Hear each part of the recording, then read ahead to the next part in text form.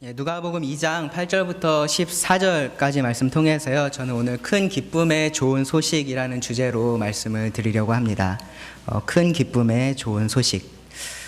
크리스마스가 또 다가오고 또 더불어서 연말도 같이 다가오게 되면 아무래도 올 한 해 무슨 일이 있었나 이렇게 한번 좀 돌아보고 생각해 보게 되는데요. 좋은 일들이 많이 있으셨나요? 네, 몇몇 분들은 좋은 일들이 있으셨던 것 같은데, 생각해 보면은 이렇게 살다 보면은 어떠한 소식을 기다리게 되는 때가 있는 것 같습니다. 그러니까 작게는 인터넷 쇼핑을 해서 택배 아저씨가 언제 오나 이렇게 기다리게 되는 그러한 때도 있고요. 조금 더 크게 생각해 보면 진학을 하기 위해서 혹은 직장을 위해서 어떠한 시험을 보고 그 결과를, 그 소식을 기다리게 되는 그러한 때도 있습니다. 그 소식의 중요도가 높아지면 높아질수록 그 기다림이라는 것도 굉장히 커지고요. 그리고 그 결과에 대한 저의 반응도 많이 달라지게 됩니다. 그것이 내가 원하는 좋은 결과가 나오면은 정말로 기쁘고 행복한데, 그렇지 않으면 큰 실망에 빠지게 됩니다. 오늘 제가 드릴 말씀의 주제가 큰 기쁨의 좋은 소식인데요. 10절 말씀에 보시면, 누가복음 2장을 다 찾으셨으면 10절 말씀에 보시면 이렇게 천사가 말합니다. 보라, 내가 온 백성에게 미칠 큰 기쁨의 좋은 소식을 너희에게 전하노라.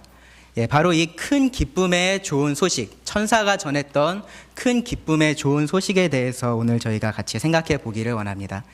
이 기쁨의 소식은 누구 한 개인에게만 해당되는 것이 아니었고요. 모든 사람들에게 미치는, 정말로 모든 사람에게 큰 기쁨을 주는 좋은 소식이었습니다. 말씀을 읽겠습니다. 8절입니다. 누가복음 2장 8절.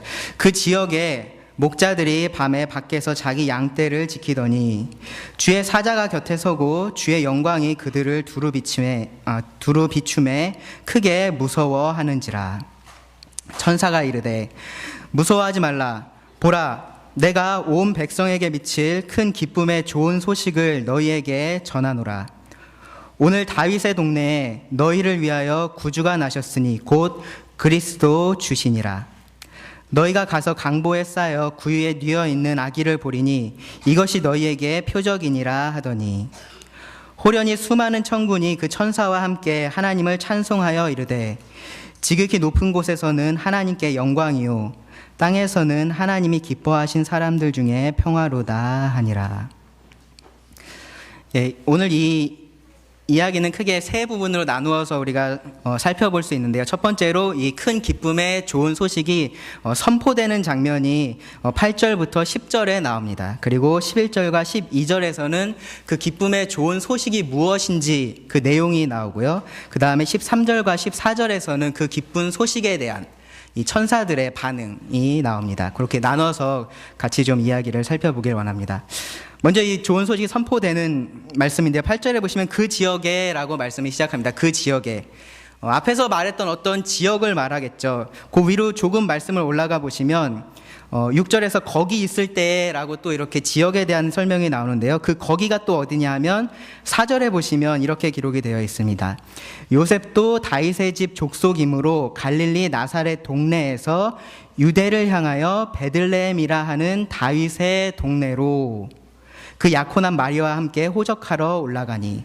지금 이 사건이 일어났던 장소가 어디냐 하면 바로 베들레헴입니다. 베들레헴. 베들레헴이 어디 있는지 아시나요? 예루살렘이 있으면 예루살렘이 어디쯤인지 머릿속에 지도가 있으실 텐데요. 그 예루살렘에서 그리 멀지 않게 남쪽으로 한 8km 정도만 내려오면 베들레헴이라는 곳이 있습니다. 예루살렘은 큰 도시였는데요. 이 베들레헴은 아주 작은 동네, 우리가 도시라고 말하기는 좀 그런 동네, 마을 정도의 크기의 그러한 장소였습니다.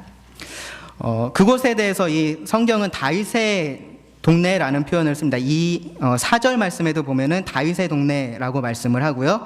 그리고 11절에도 보시면 오늘 다윗의 동네다라고 말을 합니다.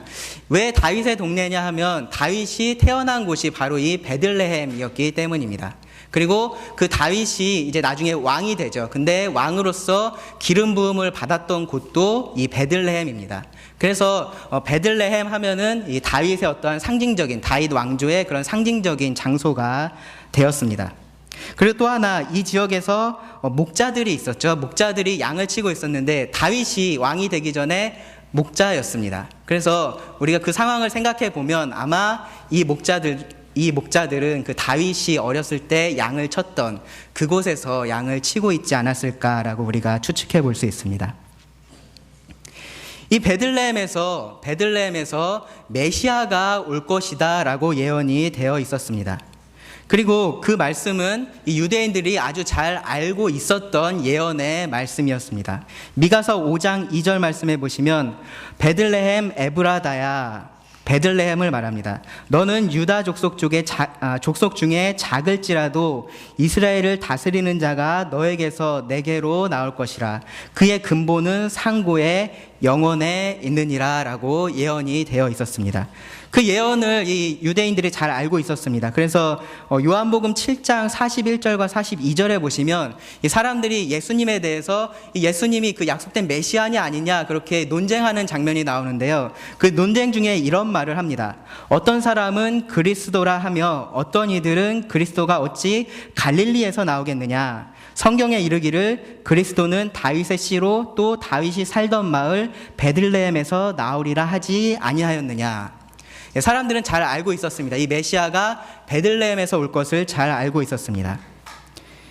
그 예언의 말씀이 성취가 되었습니다. 7절 말씀에서 첫 아들을 낳아 강보로 싸서 구유에 뉘었다라고 하는데요. 바로 이 첫 아들이 하나님께서 약속하셨던 그 메시아 그리스도였습니다. 그 예언의 성취를 기다리고 있었던 사람들은 정말로 많았지만 이 일이 실제로 일어났을 때 그것을 알았던 사람들은 너무너무나 적었습니다. 그런데요, 이 마태의 기록을 보면요, 마태가 이 예언의 성취에 대해서 기록을 하면서 이렇게 말씀을 덧붙입니다. 마태복음 2장 6절에 보시면 또 유대 땅 베들레헴아 너는 유대 고을 중에서 가장 작지 아니하도다. 너에게서 한 다스리는 자가 나와서 내 백성 이스라엘의 목자가 되리라 하였음이니라 라고 말씀합니다. 이 이스라엘을 다스릴 목자, 메시아가 예언이 되었고요. 그 목자가 태어난 소식이 지금 이 목자들에게 전해지고 있는 상황입니다. 목자들은요, 양을 치는 사람들인데 뭐 특별히 그렇게 경멸받았다거나 혹은 그러한 사람들은 아닙니다. 그렇다고 해서 많이 교육을 받고 뭐 사회적으로 인정받는 그렇게 특별한 뛰어난 위치에 있었던 사람들도 아닙니다. 그래서 한마디로 얘기하면은 목자들은 아주 평범한 사람들입니다. 아주 평범한 사람들이 지금 자기의 할 일을 하고 있는 것입니다. 제가 지금 설교하는 사람으로서 설교를 하고 있죠. 그렇죠? 목자들은 무슨 일을 하는 사람들입니까? 양을 돌보는 일을 하죠. 여기 말씀해 보면은 목자들이 밤에 밖에서 자기 양떼를 지키더니 목자들이 자기들이 그냥 하고 있는 일을 하고 있는 그러한 상황이었습니다. 이들에게는 정말로 평범한 아주 일상적인 그러한 날을 보내고 있었을 것입니다. 그런데 그들의 그러한 평범함은 사실은 인류 역사상 가장 평범하지 않은 날이었습니다. 그들의 그 평화가 9절에서 깨지는데요. 9절 말씀을 보시면 주의 사자가 곁에 서고, 주의 사자가, 이 사자가 사자가 아니고요, 천사입니다. 천사. 뒤에 말씀해 보시면 천사라고 번역이 돼 있죠. 주의 천사가 그들 곁에 서 있었습니다.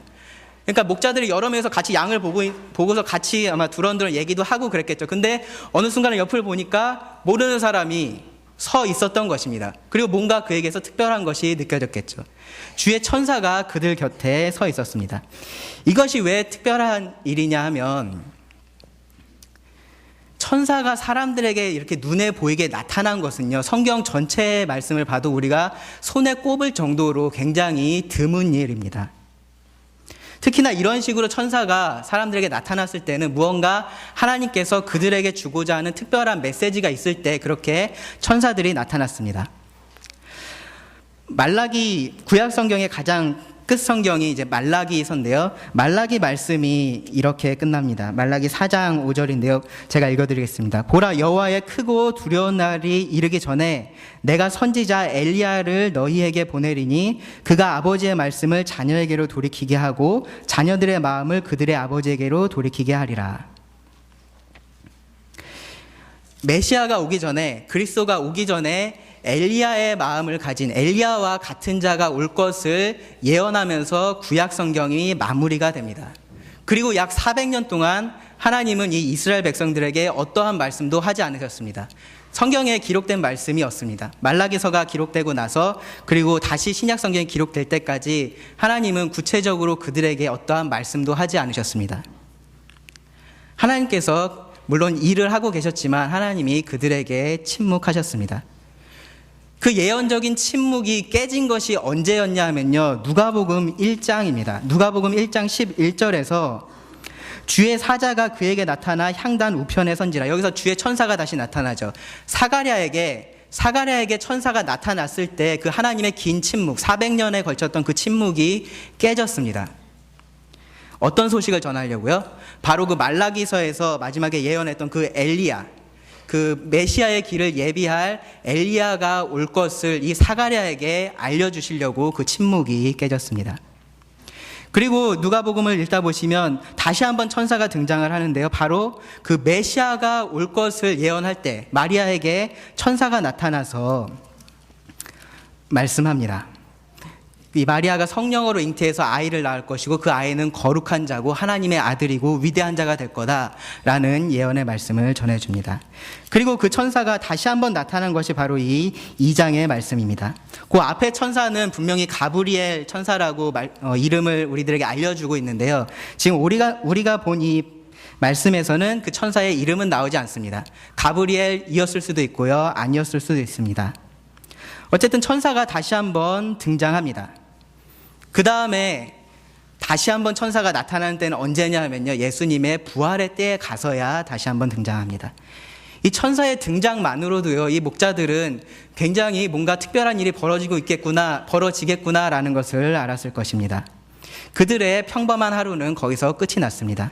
그런데 여기 누가복음 말씀해 보시면 천사가 나타났을 뿐만 아니라 9절에 주의 사자가 곁에 서고 주의 영광이 그들을 두루 비췄다라고 말씀합니다.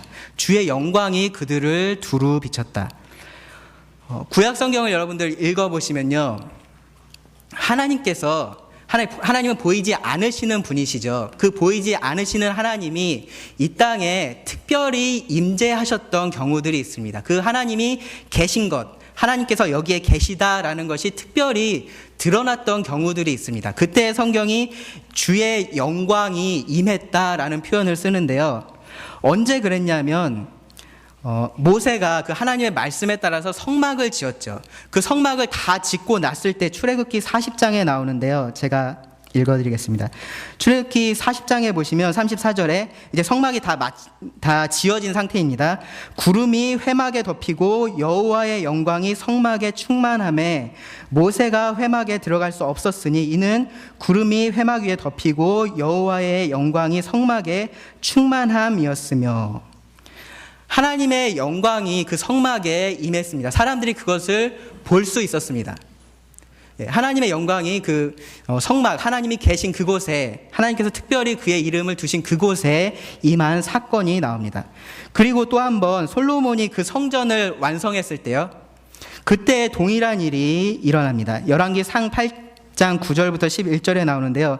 10절에 보시면 제사장이 성소에서 나올 때 구름이 여호와의 성전에 가득하매 제사장이 그 구름으로 말미암아 능히 서서 섬기지 못하였으니 이는 여호와의 영광이 여호와의 성전에 가득함이었더라. 하나님께서 그 이름을 특별히 두신 곳, 하나님의 그 임재를 두신 곳에 이 하나님의 영광이 함께 했었습니다. 그것을 사람들이 볼 수 있었습니다. 그런데 이 이스라엘이 그 성전에서 하나님 보시기에 가증한 일들을 행하기 시작했습니다. 이 이스라엘 사람들이 하나님을 예배할 그곳에서 다른 신을 예배하고요, 그 하나님을 배역하는 일들을 하기 시작했습니다.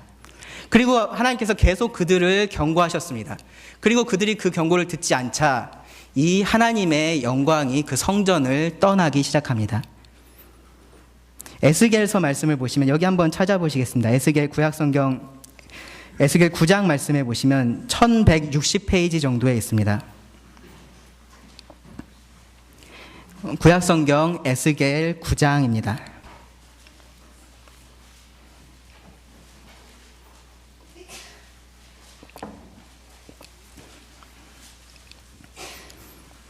구약성경 1160페이지 정도에 있습니다.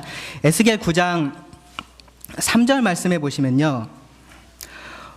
그룹에 머물러 있던 이스라엘 하나님의 영광이, 그룹이라는 것은 그 성전 안에 보시면 지성소가 있고요. 그 안에 언약궤가 있습니다. 그리고 그 언약궤 위에 그룹, 그 천사의 형상을 한 그 그룹이 있는데요. 그 위에 하나님의 임재가, 하나님의 영광이 그 위에 항상 머물러 있었습니다.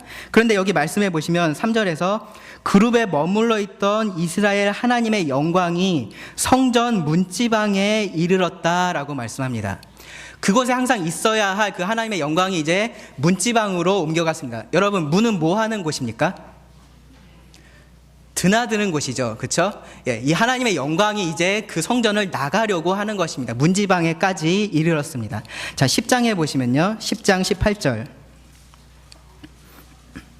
18절에 보시면 여호와의 영광이 성전 문지방을 떠나서 그룹들 위에 머무니 그룹들이 날개를 들고 내 눈 앞에 땅에서 올라가는데 그들이 나갈 때 바퀴도 그 곁에서 함께 하더라. 그들이 여호와의 전으로 들어가는 동문에 머물고 이스라엘 하나님의 영광이 그 위에 덮였더라.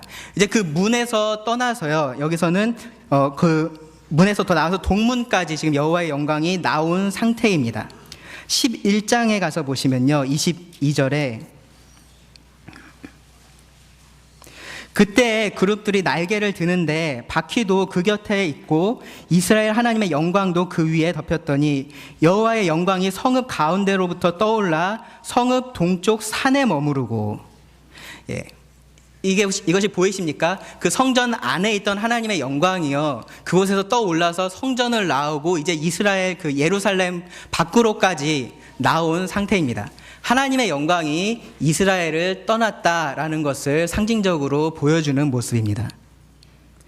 하나님의 영광, 주의 영광이 이스라엘을 떠났습니다. 그런데 지금 이 평범한 목자들이 양을 치고 있던 이 밤에 그 여호와의 영광이 다시 한번 나타난 것입니다.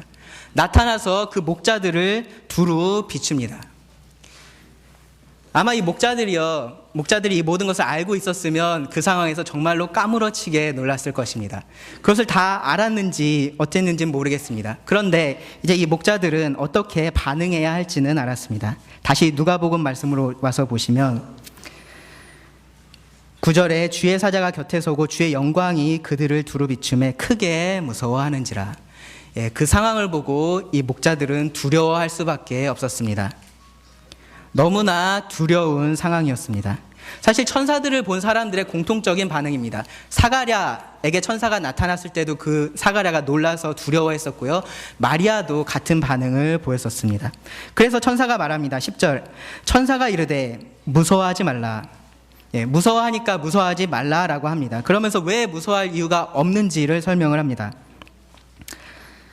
무서워 말라. 보라, 내가 온 백성에게 미칠 큰 기쁨에 좋은 소식을 너희에게 전하노라. 천사가 하나님의 소식을 전할 때 때로는 심판의 메시지를 전했습니다. 하나님의 경고의 말씀을 전했습니다.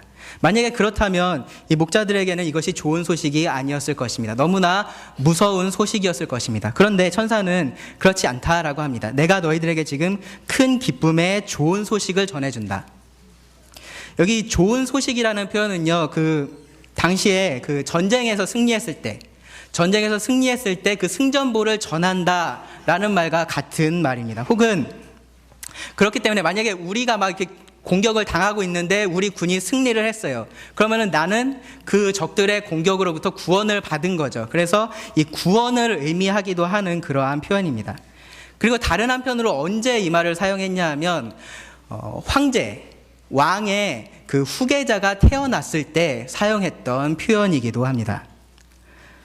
좋은 소식을 이 천사가 전한다라고 합니다. 아마 이 목자들은 누가 태어났나 혹은 우리 군이 어디서 이겼나 그런 생각을 했을지 모릅니다. 큰 기쁨의 소식이라고 합니다. 당연히 좋은 소식은 기쁨과 연관되어 있습니다. 목자들은 두려워했지만 사실은 그들이 기뻐할 수 있는 소식을 천사가 가져왔습니다. 그런데 여기서 그 기쁨의 소식이 온 백성에게 미치는 소식이다라고 또 말합니다. 이 목자들에게 전해주는데 사실 그 소식은 너희들만 해당되는 게 아니라 온 백성에게, 즉 이스라엘 모든 사람들에게 좋은 소식이다라고 말해줍니다. 도대체 이 좋은 소식이 뭐길래 천사가 이렇게 얘기를 할까요? 도대체 이 좋은 소식이 뭐길래 하나님께서 그 400년의 긴 침묵을 깨고 천사를 보내시고 그 이스라엘을 떠났던 하나님의 영광이 다시 돌아와서 이 기쁜 소식을 전할까요? 11절입니다. 오늘 다윗의 동네에 너희를 위하여 구주가 나셨으니 곧 그리스도 주시니라. 예. 좋은 소식의 내용은요, 한마디로 말씀드리면 인류를 구원할 구세주가 이제 태어났다라는 것입니다. 여기 11절 말씀에 오늘이라고 천사가 말합니다. 오늘. 인간이 타락한 이후에 하나님은 계속해서 그 인간을 죄에서 구원할 메시아를 우리들에게 말씀해 주셨습니다. 그 예언은요, 처음부터 점점 이렇게 구체화되어 왔습니다. 처음에 단지 여자의 후손으로 올 거다라고만 말씀을 하셨었는데 그것이 이제 아브라함의 자손으로 올 거다라고 범위가 좁혀졌고요. 그리고 그 아브라함의 자손 중에 유다 자손 중에서 올 거다라고 말씀을 하셨고, 그리고 최후에 다윗의 자손으로 올 거다라고 그 범위가 계속해서 좁혀져 왔습니다. 그 이후에 선지자들은 그 메시아가 어떠한 일을 할 것인지, 그 메시아의 성품은 어떤지에 대해서 계속해서 예언을 했습니다. 그리고 그 모든 예언들이 누가복음 1장 31절에 와서 모아집니다. 천사가 나타나서 마리아에게 말하는 곳으로 모아집니다. 천사가 뭐라고 예언을 했냐 하면, 보라 내가 잉태하여 아들을 낳으리니 그 이름을 예수라 하라. 네, 이것이 바로 예수 그리스도에 대한 예언의 가장 정확한 마지막 예언이었습니다. 하지만 그때까지만 해도 예언이었어요. 앞으로 일어날 일이었습니다. 그런데 여기 이 목자들에게 나타난 이 천사가 했던 말을 보십시오. 오늘 이제 그 메시아가 태어난 것입니다. 하나님께서 그렇게 수천 년을 말씀해 오셨던 그 메시아가 오늘 태어난 것입니다. 더 이상 미래의 일이 아니라 이제 오늘의 일을 이 천사가 말합니다. 다윗의 동네에 태어났습니다. 하나님께서 예언하셨던 바로 그 장소에 태어났습니다. 누가 태어나냐면요, 구주가 나셨습니다. 천사는 이 태어난 아기에 대해서, 이 아기 예수님에 대해서 세 가지 표현을 사용을 합니다. 첫 번째로 구주라고 말을 했고요. 두 번째로 그리스도다라고 말을 했고요. 그리고 세 번째로 주라는 표현을 사용을 했습니다. 이 구주라는 표현 혹은 구원자라는 표현은요, 구약 성경을 읽어보시면 대부분 하나님을 말할 때 지칭했던 표현입니다. 하나님을 지칭하던 그러한 표현입니다. 구원자. 이 땅에 드디어 구주가 나셨습니다. 처음 아담과 하와가 범죄했을 때 하나님께서 뱀의 머리를 상하게 할 여자의 후손을 약속을 하셨습니다. 그리고 그 후손을 계속해서 사람들이 기다려왔습니다. 아마 하와는요, 처음에 가인을 낳고서 그 하와가 했던 말을 기억하십니까? 하와가 뭐라 그랬냐면, 아담이 그의 아내 하와와 동침함에 하와가 임신하여 가인을 낳고 이르되 내가 여호와로 말미암아 득남하였다 하니라. 이게 그냥 아들 낳아서 좋다가 아니고요, 드디어 그 후손이 왔다라고 이 하와는 생각을 했었던 것입니다. 그런데 하와가 그렇게 생각했었던 그 구원자 가인은 구원자가 아니라 첫 살인자가 되었습니다. 그리고 노아가 태어났을 때 그의 아버지 라멕이 뭐라고 말을 했냐면요, 창세기 5장 29절에 나오는데요, 라멕이 그 이름을 노아라고 하면서 여호와께서 땅을 저주하심으로 수고롭게 일하는 우리를, 이것이 무엇입니까? 죄의 결과입니다. 땅을 저주하셔서 우리가 고통스럽게 일하게 된 것, 그 죄의 결과, 우리를 이 아이를 통하여 안위하리라 하였다. 이 라멕도 이 노아가 그 구원자가 되기를 원했던 것입니다. 그런데 이 노아를 통해서 왔던 것은 무엇입니까? 하나님의 심판이었고요.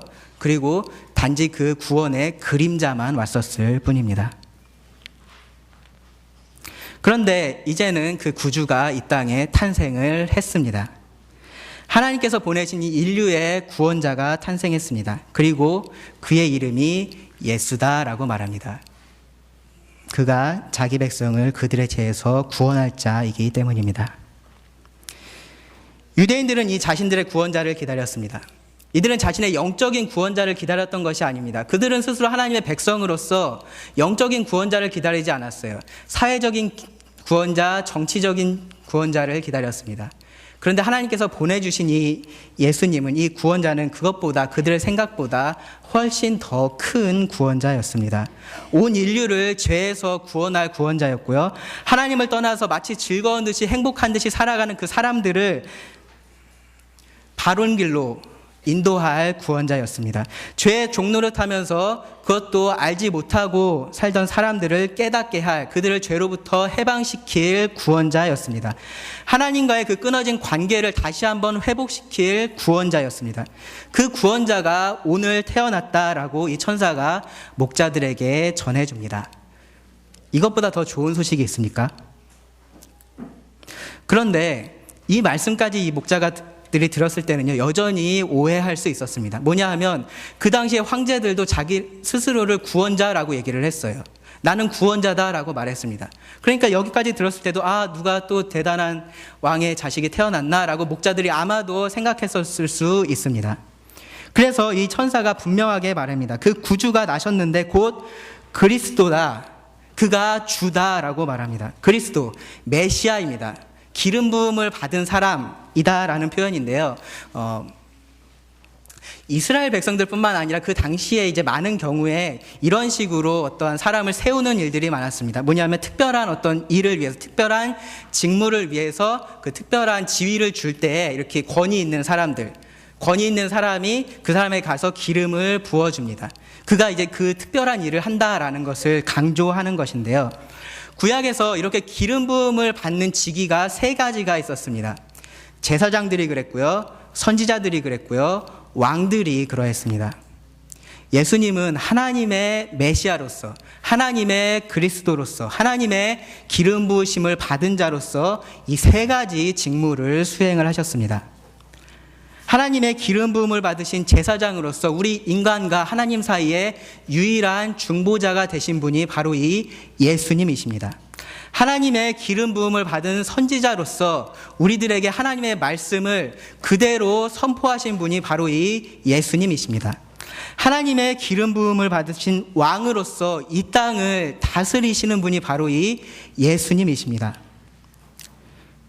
시편 2편 말씀을 읽어보시면 그곳에서 이 하나님의 기름 부음 받은 왕에 대한 예언을 우리가 찾을 수 있습니다. 그리스도는 하나님의 메시아이기 때문에, 하나님의 기름 부음을 받은 메시아이기 때문에, 왕이기 때문에 하나님의 권세를 가진 왕이십니다. 사람들이 이 왕을 대적하려고 일어납니다. 하지만 그들에게 돌아오는 결과는 심판입니다. 그래서 시편 2편 말씀을 한번 읽어보십시오. 마지막에 무엇이라고 명령하냐면 그 아들에게 입맞추라. 그 아들에게 무릎을 꿇어라. 그 왕에게, 하나님께서 세우신 메시아에게 너희들 나와라. 무릎을 꿇어라. 그를 경배하라. 그를 예배하라 라고 말합니다. 그리고 그들이 하나님의 보호하심을 받는다라고 말합니다. 이 땅에 태어난 이 예수님은 왕이셨습니다. 그런데 수많은 인간 왕들 중에 그러한 하나의 왕이 아니었고요. 하나님께서 세우신, 하나님께서 기름 부으신 유일한 왕이었습니다. 그래서 궁극적인 다윗의 왕조를 세우시고 영원한 왕조를 세우신 분이 바로 이 예수님이십니다. 이 예수님의 왕조는 이미 이 땅에서 시작이 되었고요. 예수님께서 다시 오실 그날에 온전한 모습을 드러낼 것입니다. 끝으로 이 예수님에 대해서 주라고 표현을 합니다. 주. 이 주라는 표현은 굉장히 일반적인 표현입니다. 주인이라는 표현인데요. 근데 여기서 이 천사들이 너희를 위한 그리스도 주가 나셨다라고 얘기할 때 이 목자들에게 너네 주인이 지금 태어났어 라고 말하지 않은 것은 분명합니다. 그렇죠? 그들의 주인이 있었다면 이미 있었겠지, 주인이 지금 태어나진 않았겠죠. 이 누가복음 말씀을 읽어보시면요, 여기 이 말씀 이전까지 누가가 이 주라는 표현을 총 19번을 사용을 하는데요, 그 주라는 표현이 거의 예외 없이 항상 하나님을 가리킬 때 사용을 했습니다. 몇 구절 제가 읽어드리면요, 1장 6절에 보시면 이 두 사람이 하나님 앞에 의인이니 주의 모든 계명과 규례대로 흠이 없이 행하더라. 여기 하나님 앞에 의인인 사람과 그 주의 규례대로 흠이 없는 사람을, 같은 사람을 말합니다.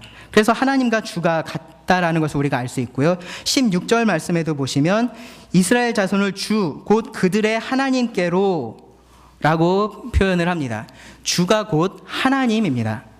32절 말씀에는 그가 큰 자가 되고 지극히 높으신 이의 아들이라 일컬어질 것이요 주 하나님께서 라고 말씀합니다. 주 하나님께서. 누가는 계속해서 이 주라는 표현을 하나님을 지칭하는 데만 사용을 해왔습니다. 그런데 여기 이 말씀에서 예수님에 대해서 주라고 표현을 합니다.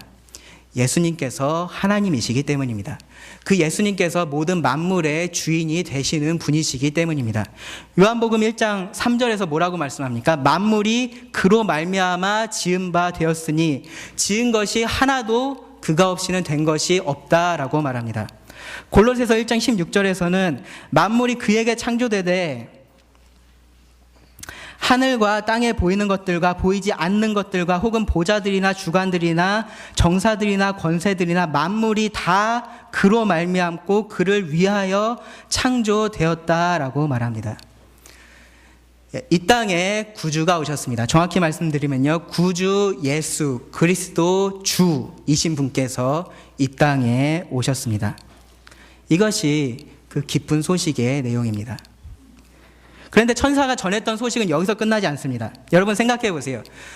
좋은 소식, 이렇게 정말로 이런 대단한 소식이 있는데 그 소식이 나하고는 전혀 관계없다라고 한번 생각해 보십시오. 그 소식은 오히려 나한테 나쁜 소식일 수도 있습니다. 그런데 여기서 천사는 뭐라고 말합니까? 오늘 다윗의 동네에 너희를 위하여 구주가 나셨다라고 말합니다. 너희를 위하여. 너희가 누구입니까? 목자들입니다. 목자들에게 이 구주가 태어나셨습니다. 이 소식은 목자들을 위한 것이었습니다. 왜 그랬을까요? 10절 말씀에서 이 기쁨의 소식이 온 백성에게 미칠 것이다 라고 말했습니다. 온 백성, 이스라엘 모든 백성들에게 이것이 미칠 소식이다 라고 말했습니다. 이 목자들이 그 이스라엘 백성들 중에 한 사람이죠. 그렇기 때문에 그들에게도 이것이 기쁜 소식이 되는 것입니다. 그럼 우리는 이스라엘 백성들이 아닌데 우리한테는 그럼 전혀 좋은 소식이 아니네? 30절 말씀을 보십시오. 누가복음 2장 30절. 내 눈이 주의 구원을 보았사오니, 주의 구원, 주의 구원하심을 이제 보는 것입니다. 이 기쁜 소식에 대해서 말합니다.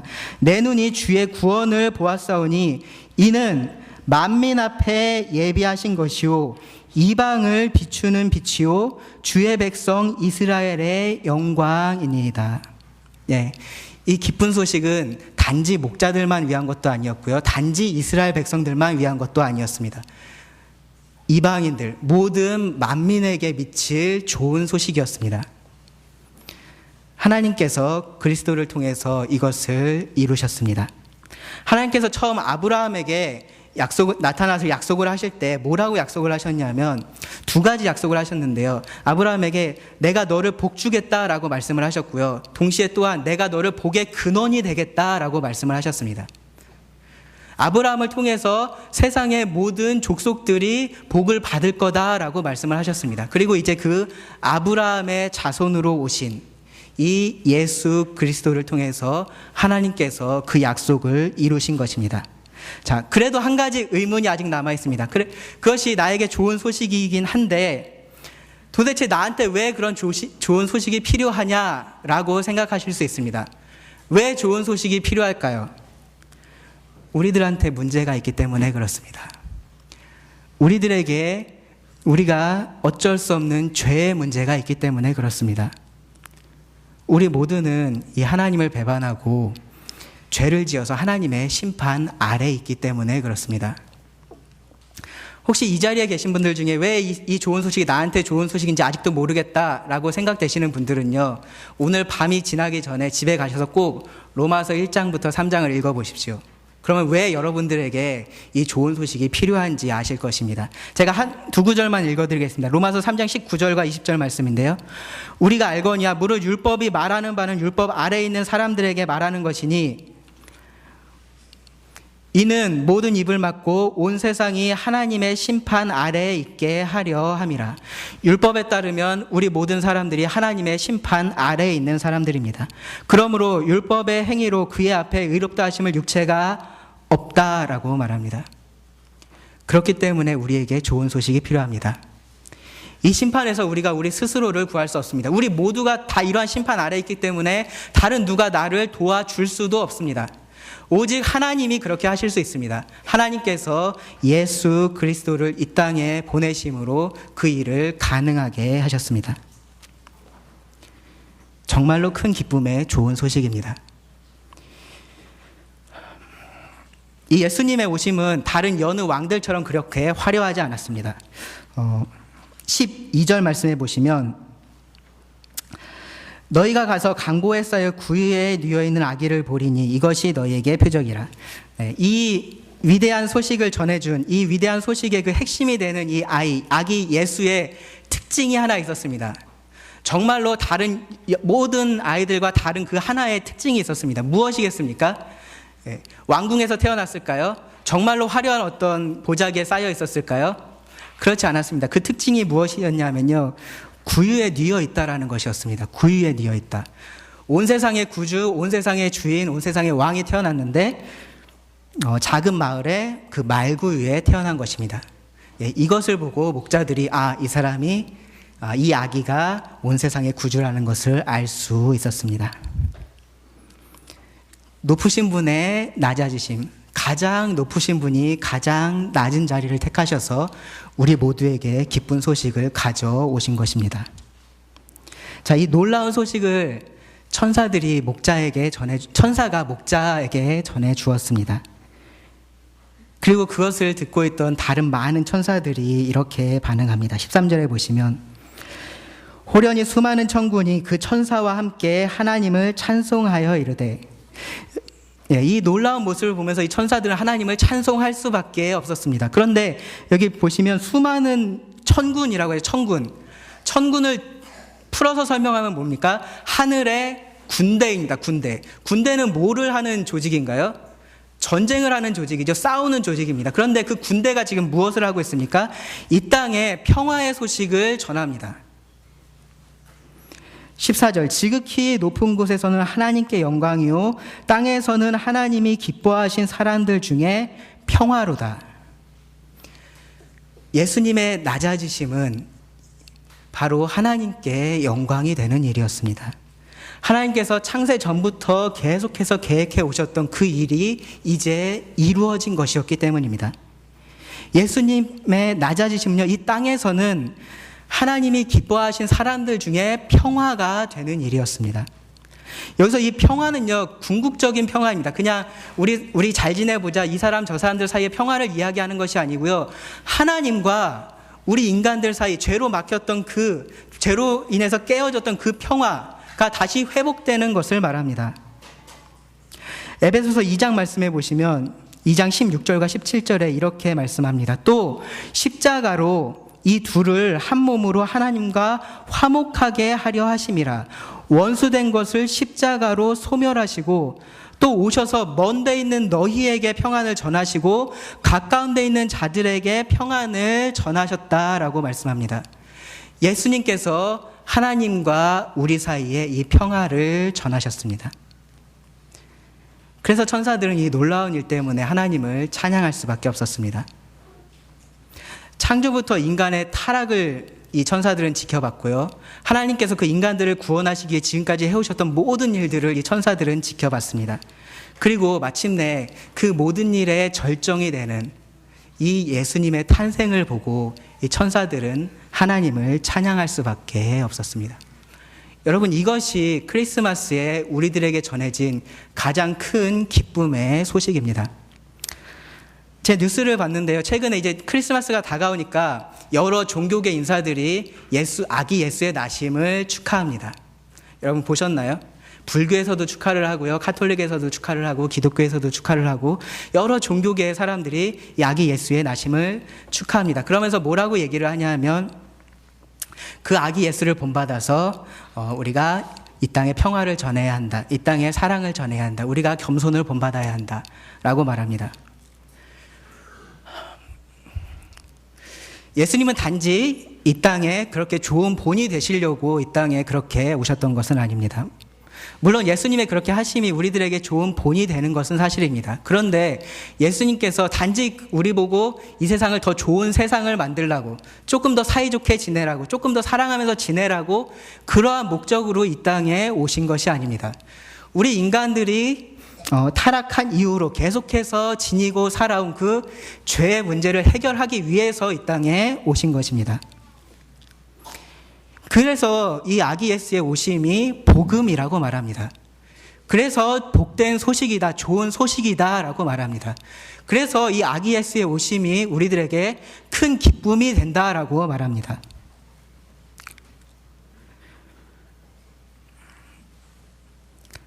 이 예수님의 오심으로 하나님과 우리 인간들 사이에 그 깨어진 관계가 회복이 되었습니다. 심판받아 마땅한 죄인들이 이제는 하늘의 소망을 가지고 살아갈 수 있게 되었습니다. 이제는 다시 그 하나님 앞에 나가서 하나님을 예배할 수 있는 자들이 되었습니다. 여러분, 누가 이런 참된 기쁨을 누릴 수 있을까요? 누가 이런 참된 좋은 소식의 대상이 될 수 있을까요? 제가 모든 사람들이 그렇게 될 수 있다라고 말씀을 드렸습니다. 그런데 모든 사람들이 이것을 누리는 것은 아닙니다. 누가 누릴 수 있냐면요, 바로 이 아기 예수님을, 이 땅에 오신 이 예수님을 영접한 사람들, 그를 믿는 사람들, 그 앞에 무릎 꿇은 사람들, 하나님 앞에 겸손히 나와서 당신이 진정한 주인이십니다 라고 말하는 사람들에게 이것이 정말로 기쁜 좋은 소식입니다. 이제 크리스마스가 약 4일 남았습니다.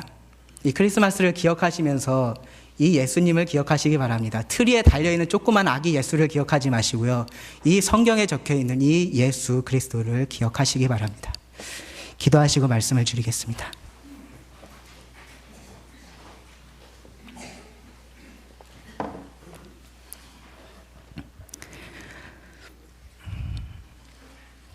하나님 감사합니다. 예수님을 이 땅에 보내주셔서 이 놀라운 큰 기쁨의 소식을, 좋은 소식을 우리들에게 알게 해주심에 감사드립니다. 지금 기도하는 것은 이 자리에 아직까지 그 예수님을 모르는 분이 계시다면 하나님께서 그 마음을 어여삐 여겨주시고 그 마음을 열어주시고 주님께서 구원하여 주시기를 기도드립니다. 지금 그 기쁜 소식을 이미 안 저희들은 정말로 그 큰 기쁨을 누리며 그 주님께 감사하는 또 한 주가 될 수 있도록 저희들 이끌어 주시길 원합니다.